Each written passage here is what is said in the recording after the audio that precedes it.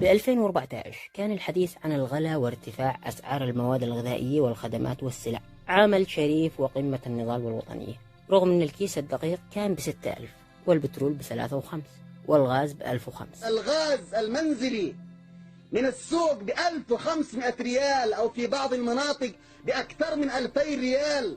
وب2024 أصبح الحديث عن الغلاء والوباء والزلازل والمحن عمل غير شريف ويخدم العدوان، واللي يتضجر من الوضع أو يشكو من الجوع هذا طابور خامس مرتزق مندس وعميل، مع أن الكيس الدقيق ب14000 ريال والغاز ب6 و5 والبترول ب9 و5.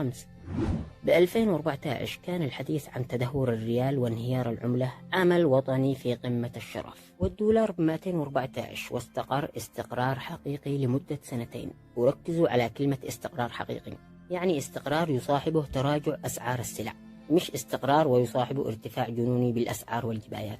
وب2024 أصبح التطرق لموضوع الصرف أو التشكيك بحقيقة سعر الريال ووهمية استقرار العملة عمل مدان وخدمة للعدوان ومؤامرة على اقتصاد البلد، رغم أن الدولار ب540 ريال، وليت والله وفعلا هذا سعره الحقيقي، لأن الواقع وأسعار المواد الغذائية يقول أنه أكثر من ذلك بكثير.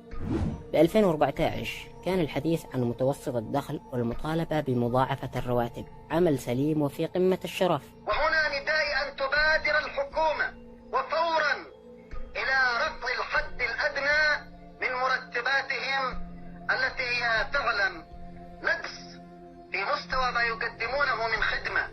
وراتب المعلم وقتها $400 والأستاذ الجامعي راتبه بحدود $1000.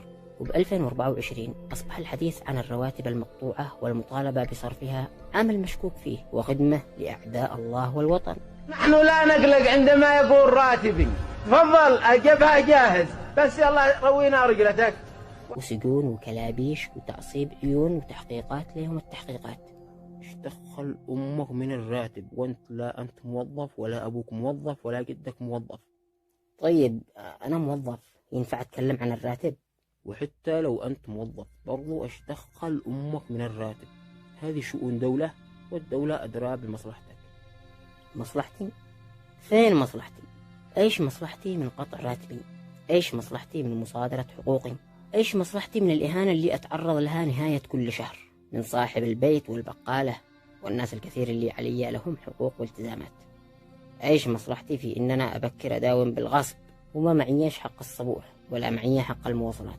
ايش مصلحتي في إهدار كرامتي وجعلي والكثيرين مثلي محل شفقة الآخرين؟